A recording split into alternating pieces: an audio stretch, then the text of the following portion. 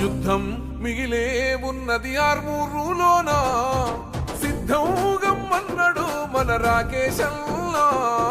ప్రజలే తన ప్రాణం అంటూ కదిలిన నాయకుడు, అభివృద్ధిని కోరి ఆర్మూరు నేలన నిలిసిండు. యుద్ధం మిగిలే ఉన్నది ఆర్మూరులోనా, సిద్ధంగం అన్నాడు మన రాకేశల్లా. రాకేష్ రెడ్డి గారికి ఆహ్వానం పలుకుతూ ఇక్కడికి విచ్చేసినటువంటి లబ్ధిదారులందరికీ కూడా నమస్కారాలు. 4 చెక్కుల్ని పంపిణీ చేసుకోబోతున్నాం. చెక్కులకు గాను రాష్ట్ర ప్రభుత్వం సుమారు 2,24,25,984 రూపాయలని ఈరోజు మీకు అందించబోతున్నది. మరో ముఖ్యమైన విషయం ఏంటంటే, మనకు 2-3 రోజులలో మనకు అతిపెద్ద పండుగ అయినటువంటి భారతీయులకు అతిపెద్ద పండుగ అయినటువంటి దీపావళి రాబోతుంది. ఈ పర్వదినానికి ముందున మీకు చెక్స్ అందించాలని చెప్పేసి గౌరవ ఎమ్మెల్యే గారు నాతో మాట్లాడడం జరిగింది. పండగ వస్తున్నది కదా, వాళ్ళకి చెక్స్ ఇస్తే పండుగని మరింత సంతోషంగా జరుపుకుంటారు, రేపు ఏర్పాటు చేద్దాం కార్యక్రమం అని చెప్పేసి సార్ చాలా బిజీ ఉన్నప్పటికీ కూడా చేశారు అన్నమాట.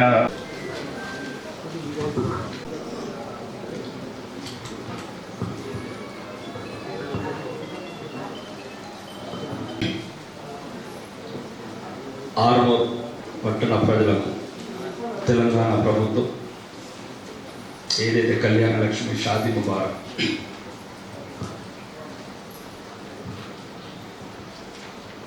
ఏదైతే ₹1,00,000 పెళ్లి కానుకుందో,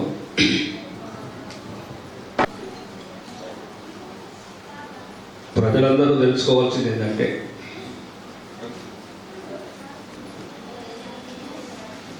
రాష్ట్ర ప్రభుత్వం ఇచ్చిన డబ్బులు ఇది బీజేపీ ఇవ్వలేదు, కాంగ్రెస్ ఇవ్వలేదు, రేవంత్ రెడ్డి ఇవ్వలేదు, రాకేష్ రెడ్డి ఇవ్వలేదు. 2 నెలల నుంచి ఎంత ఆపాలని ప్రయత్నం చేసింది చెక్కులు నాతో వంచనీయకుండా. కానీ ఆపిన ప్రతి ఒక్కరికి చెప్తున్నా, రేవంత్ రెడ్డి ముఖ్యమంత్రి ఉన్నాడు అంటేనే రాకేష్ రెడ్డి ఎమ్మెల్యే ఆర్మూర్ గుర్తుపెట్టుకున్నాడు. 2 నెలలే మీకు చెక్కులు పంపనీయకుండా, పంచనీయకుండా, ఇల్లు వంచనీయకుండా. మీరు మీ ఇష్టం ఉన్నక్కడ ఓటేసుకోండి, నన్ను గెలిపించండు చాలు. నేను ఇంకా 100 జన్మలు ఎత్తినా మీరు రుణం తీసుకోలేదు.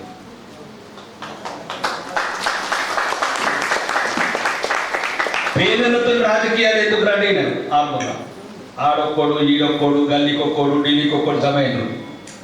మీ పైసలు మీకు ఇచ్చేస్తే అయిపోతుంది. మీ పైసలు మా పైసలు కావు. కొడుకులు మయ్య అనుకుంటున్నావు.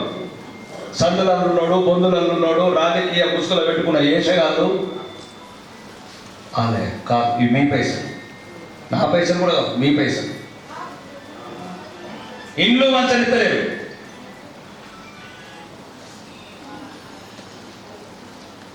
రాకేష్ రెడ్డికి మంచి పేరు వస్తుంది. ఏమవుతుంది నాకు మంచి పేరు? దేవుడి దగ్గర రావాలా. ఈ పేదోళ్ళ కడుపు కొట్టి, ఆర్మూర్ల కబ్జాలు చేసి, గుళ్ళు ఊలగొట్టి వీళ్ళకి అదన మంచి పేరు. కూర్చొని ఈ వేదిక ద్వారా చెప్తున్నా, ప్రభుత్వం ఎప్పుడు ప్రజలకు, పార్టీలు ఉంటాయి పోతాయి, కాంగ్రెస్ కావచ్చు, బీజేపీ కావచ్చు, బీఆర్ఎస్ కావచ్చు. ఊపుకు నచ్చినప్పుడు రాజకీయాలను, లేకపోతే రేవంత్ రెడ్డి ఒక్కడు అడవిలోకి వచ్చినప్పుడు మేము రాలేదు. అడవిలోకి ఎన్ని ఆపుతారు? ఇట్లా 4 నెలల ఇచ్చిన పథకం రోడ్డు మీద ఉన్నది. దళితుల హాస్టల్, పేద బిడ్డలు కూలిపోయే హాస్టళ్లలో ఉంటే ప్రభుత్వాన్ని నిలదీసి, నిక్కదీసి, బతిలాడి, కాళ్ళు మొక్కి 2.5 కోట్లు తెచ్చి టెండర్ అయిపోయినాక 4 నెలల నుంచి రాయరా ఆటోలో సెక్రటరీ రానిచ్చినోడే ముఖ్యమంత్రి అయితే మేమేమవుతారో రేపు? ఏం చేసిండ్రు దళిత బిడ్డలు? అన్యాయం ఆర్మూర్లో 200 కోట్లు టెండర్ అయిపోయింది. 5,000 మంది పేద బిడ్డలకు, ముస్లింస్కు, బీసీలకు, ఎస్సీలకు బిల్డింగ్ మొదలు పెడదామంటే 3 నెలల నుంచి అడ్డం పడ్డారు. ఇక్కడ పురుగుల పడిపోతారు కొడుకులా.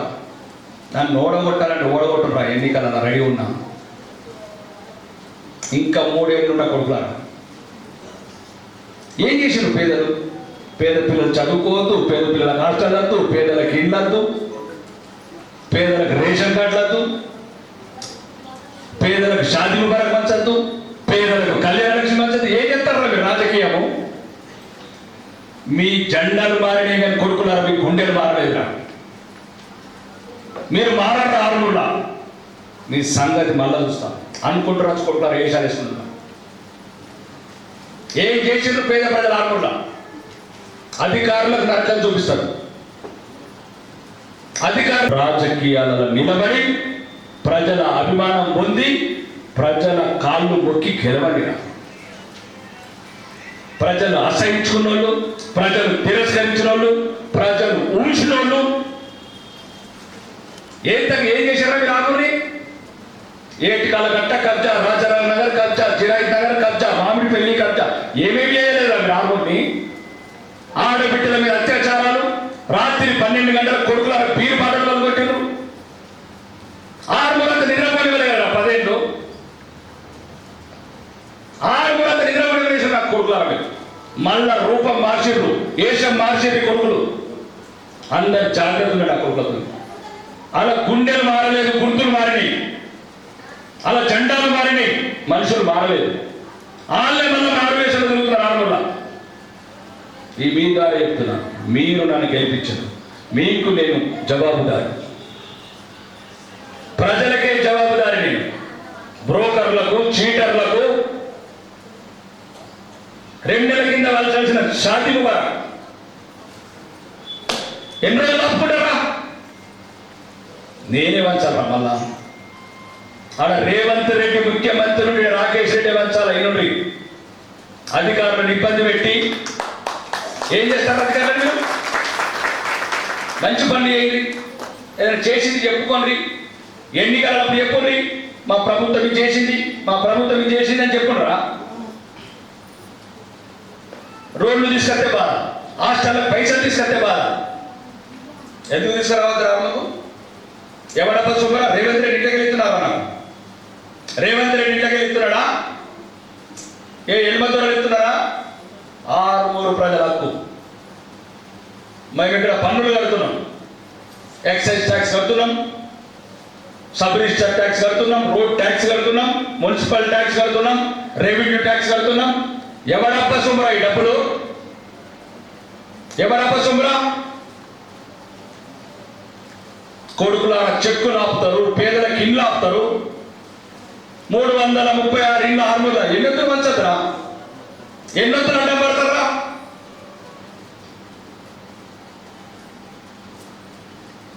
నేను అంకాపూర్లో డబుల్ బెడ్రూమ్ లోపల చెప్తే అర్ధరాత్రి హైదరాబాద్ పోతారా? ఆపుని ఏం పాపం చేశారు? పేదలు 10 ఏళ్ళ నుంచి కళ్ళు కాయలు కాల్చేట్టు చూస్తున్నారు. ఈడ 336 ఇళ్ళు, మామిడి పెళ్లి 6 ఎన్నొత్తులు అడ్డం పడతారా? పంచకుండా లేరవరా పేదోళ్ళు? నువ్వే ఉండాలవరా 3 అంతస్తుల మేడలల్లా? మీ పిల్లలే బంగారం వేసుకోవాలవరా 10 తులాలు 100 తులాలు? పేదోడు బతకద్దు, పేదోడికి పెంచడద్దు, పేదోడికి రేచడద్దు, పేదోడికి ఇల్లద్దు. కొడుకులారా ఇక్కడ ఉన్నది సార్, రాబోయే రోజుల్లో మామూలుగా ఉండదు. పేదలకు ఏది అడ్డం వచ్చినా ఆపండి, అవసరమైతే దేనికి వెనుకాడదు. చావటమా, బతకటమా, చంపటమా, నా జీవితం నేర్పింది 3.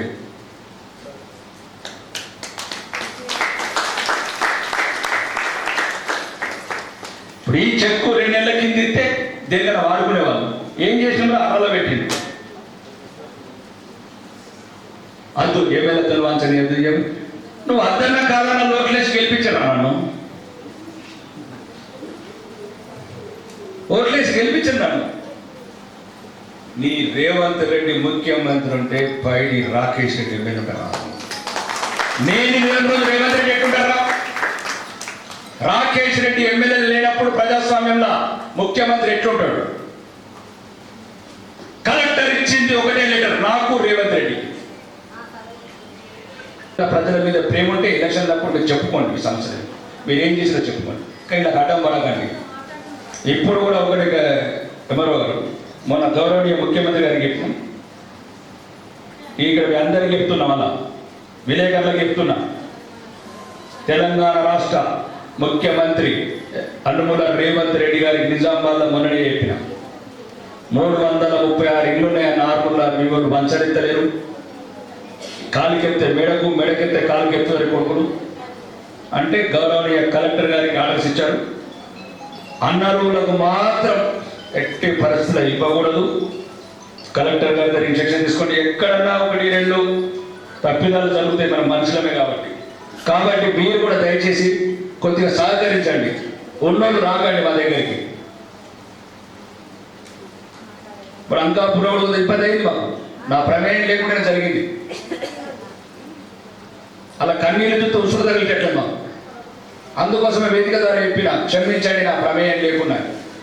కానీ ఇంకసారి రేబారావు గారు ఇక్కడ ఇప్పుడు 336 ఇళ్ళల్లో ఓన్లీ ఒక 10-20 అడిగైనా 300 ఇళ్ళు మాత్రం నిజమైన అరువులకు రావాలా. ఎక్కడన్నా అంగవైకల్యులు కావచ్చు, గుడి వాళ్ళు కావచ్చు, చిన్న చిన్న లోపాలతో ఉన్న వాళ్ళని ఫస్ట్ కనికరించండి. పేదవాళ్ళు ఇప్పుడు మొన్న ఒక ఫంక్షన్ ఏదో ఎమ్మెల్యే వచ్చిందంటే దేవుడు వచ్చిన దగ్గరికి వచ్చింది. సార్ మాకు ఒక ఇల్లు కావాలంటే ఏమందామంటే స్థలం ఉంటే ఇందిరా ఇస్తుంటే స్థలం లేదు సార్, 2 పిల్లలు ఉన్నారు, భర్త ఎక్కువ తాగుతాడు, మాట్లాడుతున్నది కన్నీళ్ళు కారుతూనే ఉంది. పేదవాడి కన్నీరు భూమి మీద పడితే ఈ ఉన్నవాళ్ళు సుఖపడే పని. ఇది రాసిపెట్టు. వాళ్ళ బతుకోవాలని బతకనిద్దాం, వాళ్ళ జీవితాలు వాళ్ళు బతకనిద్దాం. మీరు కూడా అమ్మ ఈ రాజకీయ నాయకులతో జాగ్రత్తగా ఉండండి. పేదవాడికి ఉన్న ఏకైక ఆస్తి చదువు. బంగ్లాలు లేవు, బంగారం లేదు, అండదండలు లేవు, ఆదుకునే వాళ్ళు లేడు, ధైర్యం చెప్పేవాళ్ళు లేరు. కాబట్టి మీకున్న ఆస్తుల్లో మీ పిల్లల చదువు ఇవి మాత్రం తగ్గించండి. ప్రపంచంలో కాలిపోనిది ఏం కానిది ఒకటే ఉన్నది, చదువు ఒకటే. మీ పిల్లలు కూడా మంచిగా చదువుకొని మా పిల్లల్లాగా ఈ ₹1,00,000 చెక్కుల గురించి క్యూలు కట్టకుండా మీరు కూడా లక్షల జీతాలు ఇచ్చినట్లు మీ బిడ్డలు కావాలని నేను మీ బిడ్డగా కోరుకుంటాను. ఎందుకంటే కష్టాలు కన్నీళ్ళు తాగచ్చిన రాజకీయాలు 3 నెలల ಮೇಲೆ ఒక్కొక్కరు 30 ఏళ్ళ నుంచి కొట్టుకుంటున్నారు ఆరుకోట రోడ్డు మీద. సర్పంచ్ కూడా కావట్లేదు. ప్రజలను ప్రేమించినోడు, ప్రజలతో దీవించబడ్డవాడే రాజకీయాలు ఉండగలుగుతాడు. మోసం చేసి అబద్ధాలు చెప్పి 4 రోజులు ఉంటాం పోతాం. మీరు కూడా దయచేసి ఆర్మూర్లో కుల మతాలకు అతీతంగా కలిసి ఉండండి. తుర్కోళ్ళు ఎవరు కాదు, క్రిస్టియన్లు ఎవరు కాదు, హిందువులు ఎవరు, అందరం ఒకటి. అందరం భారతీయులు. విడిపోతే విడిపోని బంధం, తెగిపోతే తెగిపోని బంధం. కాబట్టి భయాలు తగ్గించుకోండి. మిమ్మల్ని చూసి వాళ్ళని చూసి మిమ్మల్ని, ఈ భయాలు తగ్గించుకోండి. మనం అందరం ఒక గడ్డ మీద పుట్టినాం, ఆరుమూరు నీళ్ళు తాగినాం, ఆరుమూరు గాలి నిలిచినాం, ఆరుమూరులో దావుగంలో పుట్టినాం, ఆరుమూరు శ్మశానంలో పోతున్నాం. మతాలు ఏమైనా వాళ్ళ మతం వాళ్ళది, మన మతం మనది, ఎవరి మతం వాళ్ళది. కానీ అందరం ముందు భారతీయులుగాను. ఈ మధ్యన కులాలను రెచ్చగొట్టడము, మతాలను రెచ్చగొట్టడం, ఇట్లాంటి అపోహలు చదువుకున్న వాళ్ళు ఎవరైనా సరే, ముస్లిమ్స్ అయినా, హిందువులైనా, క్రిస్టియన్స్ అయినా, మీరు ఒకటే ఆలోచించండి, మనం భారతీయులు. దేశం ఉంటేనే మతం ఉండదు. దేశ స్వాతంత్ర సమరయోధున్నారు అష్ఫాకుల్లా ఖాన్ ఊరు పెడితే కూడా నవ్వకుండా వందే మాత్రం అనుకుంటుంది అంటాడు. చరిత్ర చెప్పండి, హజీరా ఖాన్ది కానీ, అష్ఫాకుల్లా ఖాన్ది కానీ చరిత్ర చెప్పండి, అబ్దుల్ కలాం చరిత్ర చెప్పండి, తీవ్రవాదుల చరిత్ర చెప్పకండి. దేశభక్తులు, స్వతంత్ర సమరయోధుల గురించి చెప్పండి. ఈ మధ్యన ఆర్మూర్లు అక్కడొకటి ఇక్కడొకటి, ఈ మధ్యన మతాల మధ్యన వైషమ్యాలు పెంచుడు, మతాలను రెచ్చగొట్టుడు, మళ్ళీ ఆర్మూర్లు అక్కడక్కడ గిచ్చుతున్నారు. ప్రజలు ప్రశాంతంగా బతకండి, పిల్లల్ని మంచిగా చదివించుకోండి. ఎలక్షన్లలో మీకు న్యాయం ధర్మం అనుకున్నాక ఓటేసుకోండి. ఇవాళ పెడితే ఇవాళ ఉంటుంది, రేపు పొద్దుగాల ఉండదు. రూపాయి ఇస్తే ఇవాళ ఉంటుంది, రేపు ఉండదు. ఒక 100 రూపాయలు అడిగితే ఇస్తాడు, 500 ఇస్తాడు. అది ఎన్నడూ ఉంటుంది, రాత్రి తింటే పొద్దుగాల పోతుంది. ఇచ్చిన మీ ఎక్కడ న్యాయం ధర్మం? ఎవరు మిమ్మల్ని కొనలేరు. మీ ఆత్మ మీ చేతిలో ఉంది, మీ మనసు మీ చేతిలో ఉంది. ఈ దేశానికి ప్రజాస్వామ్యమే పెద్ద ఆస్తి. చాలామంది లక్షల మంది చచ్చిపోయారు మనం స్వేచ్ఛగా బతకడానికి. భగత్ సింగ్ అనే ఒక వీరుడు చనిపోతే 60 ముక్కలు చేశారు. 60 ముక్కలు చేశారు. ఆ భగత్ సింగ్ చచ్చిపోయింది మనం స్వేచ్ఛగా ఇట్లా బతకతందుకు, ఇట్లా అధికారులు కాతందుకు. ఒకప్పుడు మనం పుట్టలేదు. బ్రిటిష్ వాళ్ళు వీళ్ళు అత్యాచారం చేసేవాళ్ళు భారతీయుల మీద. కాబట్టి లక్షల మంది త్యాగాలు చేసి వచ్చిన స్వాతంత్రం మతాల మధ్యన విడిపోయి, కులాల మధ్యన కుంపట్లు పెట్టుకొని రాజకీయ నాయకులకు తొత్తులుగా మారకండి. అందరం ముందు భారతీయులు ఉండి పేదవాళ్ళకు మరీ చెప్తున్నాను, జాగ్రత్తగా ఉండండి. పిల్లల్ని మంచి, మీ పిల్లలే పెద్ద ఆస్తి. గవర్నమెంట్లో కూడా కొన్ని స్కీమ్స్ చూపించి వచ్చినప్పుడు ప్రశ్నించడం నేర్చుకోండి. ఇప్పుడు సుభాష్ నగర్ పోయినాం, 10 ఏళ్ళ నుంచి పెన్షన్ పెట్టుకున్న సార్ రాలేదు, ఆ 3 అంతస్తులలో 3 వచ్చినాయని చెప్తున్నారు. నేను చెప్పిన మేము ఎప్పటికీ ఇయ్యలేము మీకు అమ్మా అన్న. ఎందుకు సారు అన్నమాట, మాకు వస్తే కోటా వస్తుంది 10. ఆ 10లో మీరు ఉన్న వాళ్ళకి పోతే లేని వాళ్ళకి ఇయ్యలేము. ఉన్న వాళ్ళకి వచ్చినప్పుడు అధికారుల దగ్గర మీరు మాట్లాడాలి. అంటే ఏమన్నదంటే నేను మేము భయం పడతారు సార్, అలా ముంగట మేము మాట్లాడతామా. ఒక్కరు భయపడ్డప్పుడు 10 మంది కంటే పేదలు. ఒక్కడు ఉంటే భయపెడతారు తప్ప 10 మంది పేదలు ఒక్కటైతే భయపెట్టలేడు. ఇది నేర్చుకోండి. మేము ఇయ్యలేము, ఎక్కడికి ఇస్తాం పెన్షన్లు ఇప్పుడు అటు వాళ్ళు ఒక్కరికి భయపడతాం అంటున్నారు. 10 మంది కంటే పేదలు, 10 మంది రానండి. ఉన్నవాడికి ఎప్పుడైతే కొన్ని సౌకర్యాలు ఆపుతామో, సౌకర్యాలు అంటే అనవసరంగా, అవి పేదవాళ్ళకు వస్తాయి. కాబట్టి మీరే నిర్ణయించుకోండి మీకు కావాలా అంత. చిన్న ఉదాహరణ చెప్తున్నా, ఈ రాష్ట్రం ఎట్లున్నదంటే 3,50,00,000 మంది తెలంగాణ పాపులేషన్. 3,50,00,000 మందికి వైట్ కార్డ్స్ ఉన్నాయి, తెలంగాణ. ఇంక రోడ్డు పేదవాళ్ళు లేడు తెలంగాణ. 1,02,50,000 తెల్ల కార్డ్స్ ఉన్నాయి, మళ్ళా 3 లక్షల కార్డ్స్ ఇస్తున్నారు. 1,05,00,000 రేషన్ కార్డ్స్, 3,35,00,000 మందికి బియ్యం పోతున్నాయి. 10 లక్షల మంది గవర్నమెంట్ ఉద్యోగులు. ఇంటికి తెలంగాణలో డబ్బున్నోడే లేడు, అంత దరిద్రులే ఉన్నారు. 40 లక్షల మంది ఐటీ ప్లేయర్స్ ఉన్నారు, 25 లక్షల కార్లు ఉన్నాయి, లారీలు ఉన్నాయి, 1,22,00,000 టూ వీలర్స్ ఉన్నాయి, బంగారం దుకాణాలు ఉన్నాయి, ఫంక్షన్ హాల్లు ఉన్నాయి, పెద్ద పెద్ద కాంప్లెక్స్లు ఉన్నాయి, సినిమా థియేటర్లు ఉన్నాయి. ఆడి కూడా కాదు తెలంగాణ. ఏం చేస్తుంది ఏ గవర్నమెంట్? ఏం చేస్తుంది? నిన్నోడు అంటాడు అంకాపూర్ కూడా బియ్యం పట్టుబడ్డది సార్ అంటాడు. ఆడికి ఆ బియ్యం అవసరంలో అడిగితే అమ్ముకోకపోతే ఏం చేస్తాడు? అవునండి, మరో ఇది నడుస్తున్న తెలంగాణ. కాబట్టి పేదోళ్ళు చైతన్యవంతంగా అండి, ఉన్నవాళ్ళు ఎట్లన్నా బతుకుతాం. రాసుకొని వచ్చిన మీద ఇక్కడ గీసుకుంటున్నారు. కాబట్టి పేదోడికి ఉన్నదల్లా మీ ఆస్తి మీ పిల్లలే, మంచిగా జరిపించుకోండి. ఎక్కడన్నా ప్రశ్నించడం నేర్చుకోండి. ధర్మం ఎప్పటికైనా ఉంటుంది, ఎవరి ధర్మాన్ని మరి కాపాడుకోండి. ఒకరిని చూసి ఒకరు ఈర్షపడకండి. వాళ్ళు తురుకోళ్ళని భయపడకండి, హిందువులను భయపడకండి. అందరు అక్క చెల్లెలా కలిసి ఉండండి, అన్నదమ్ములా కలిసి ఉండండి. ఉంటే అప్పుడప్పుడు రాజకీయాలలో మేము కూడా కొద్దిగా గరం మాట్లాడతాం ఎన్నికలప్పుడు. కానీ కలిసి ఉండి అందరం కలిసి బతకండి. ఒక్కటి మాత్రం చెప్తున్నా, 6 మళ్ళా పాడవుతున్నది. దయచేసి మీరు కాపాడుకోండి. ఇప్పుడు రాబోయే ఎన్నికలు మీకు పెన్షన్ గురించి కొట్లాడేటోడికి, మీకు రేషన్ కార్డు గురించి కొట్లాడేటోడికి, మీ గురించి ఆఫీసర్లతో మాట్లాడే ఎవడైనా ఏ పార్టీ కానీ మీకు మంచి చేస్తారనుకోండి, కట్ చేసేటోడి అని గెలుపుకోండి. మరి ఏం చేస్తారు? మళ్ళీ ఎవరైనా మీరు ఆ కులం ఏదైనా మతం ఏదైనా వాడు ఎక్కడోడైనా మీకు మంచి చేస్తాడు. మీకు నీ బిడ్డకి ఏదైనా ఫీజు తక్కువ చేపిస్తాడు. ఆలోచించుకోండి. ఇక్కడి మొదలవుతుంది. ఆడ మొదలు చెదలు పెట్టి నాకు ఇక మొత్తం మీ దాకా అవుతుంది చెద. కరెక్ట్. స్థానిక ప్రజాప్రతినిధులు కానీ కౌన్సిలర్లను కానీ మిమ్మల్ని ప్రేమించేటోళ్ళని, మీకు సేవ చేసేటోళ్ళని వాళ్ళని ఎన్నుకోండి. కబ్జాలు చేసి అడ్డంగా 6 సగం తిన్నోళ్ళని ఎన్నుకోకండి. మళ్ళా మీకు న్యాయం అంటే ధర్మం ఎన్నుకోండి. మిగతా ఈ తాగుబోతు, ఈ గంజాయిలు ఎక్కడ ఉంటే మా దృష్టికి తీసుకురండి. చాలా వరకు కంట్రోల్ చేసినాం గంజాయిని. గంజాయి వల్ల ఎదిగిన బిడ్డలు చచ్చిపోతున్నారు. 20 ఏళ్ళ బిడ్డ కోట్లు పోసినా కోరుకుంటే రాడు. ఏదైనా కొనొచ్చు కానీ 20 ఏళ్ళ బిడ్డ మళ్ళీ కొనలేదు. ఈ కళ్ళు కూడా తెల్లగళ్ళు బాగా రోగమై కూర్చున్నది. ఆడకుండా కొంతమంది భర్తలకు ఇట్లా చెప్పండి, ఆ గుల్ఫారం కళ్ళు తాగద్దు, గుండెలు కండలు అన్ని పోతున్నాయి, కరిగిపోతున్నాయి, పిచ్చోళ్ళు అయిపోతున్నారు. దుబాయ్ పోయి పిచ్చోళ్ళు అయి జైలు పడుతున్నారు. మేము చెప్పిన కదా మీరు చెప్పండి. మీ బిడ్డలు కావచ్చు, మీ తమ్ముళ్ళు కావచ్చు, ఏమొస్తుంది? 40 ఏళ్ళోడు కళ్ళ ముందే కాటిపోతుంటే ఏమవుతుంది? రోజు 2 సీసాలు తాగి లోపల గుండె పోయి కండ పోయి ఏం చేస్తారు? పానంతో ఉంటే చూసుకున్న బతకచ్చు. ఒకరికొకరు ఏమి లేకుండా గంజి మెతుకులు భార్య భర్తలు చూసుకున్న బతకచ్చు. చెప్పండి, ఇవి నేర్చుకోండి. ఈ రాజకీయాలు ఎప్పుడు ఉంటాయి?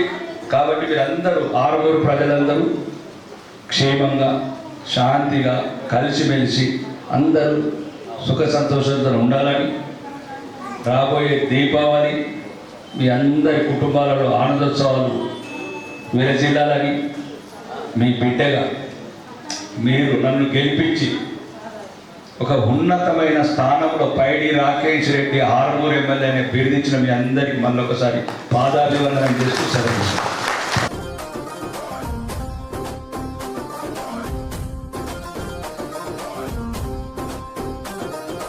యుద్ధం మిగిలే ఉన్నది ఆర్మూరులోన, సిద్ధం గమ్మన్నాడు మన రాకేశంలో. ప్రజలే తన ప్రాణం అంటూ కదిలిన నాయకుడు, అభివృద్ధిని కోరి ఆర్మూరు నేలన నిలిసిండు. యుద్ధం మిగిలే ఉన్నది ఆర్మూరులోన, సిద్ధం గమ్మన్నాడు మన రాకేశంలో. ప్రజలే తన ప్రాణం అంటూ కదిలిన నాయకుడు, అభివృద్ధిని కోరి ఆర్మూరు నేలన నిలిసిండు.